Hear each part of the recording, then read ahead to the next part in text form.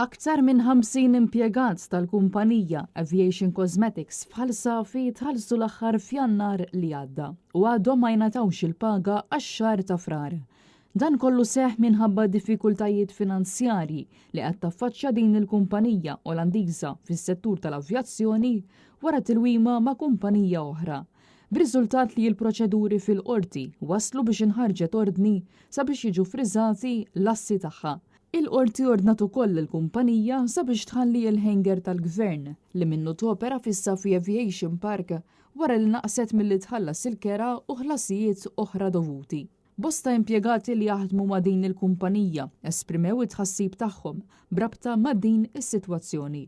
Bwieħed mill-impjegati jgħid lil din il-Kamra tal-Aħbarijiet li l-aħħar paga li irċevew kienet propju fis-26 ta' Jannar li għadda.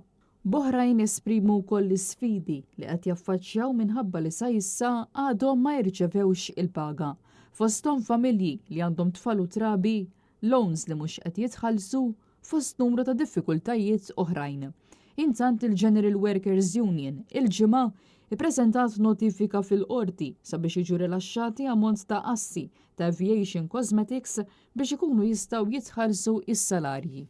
Fid-dawl ta' dan kollu il-ħaddiema kollha li jaħdmu ma' din il-kumpanija qed jittamaw li l-Gvern flimkien mal-Ministru Silvio Xkembri jieħdu azzjoni mill-aktar fis sabiex dawn il-familji ikunu jistgħu jkomplu jgħixu ħajja denja mingħajr ebda inkwiet finanzjarju.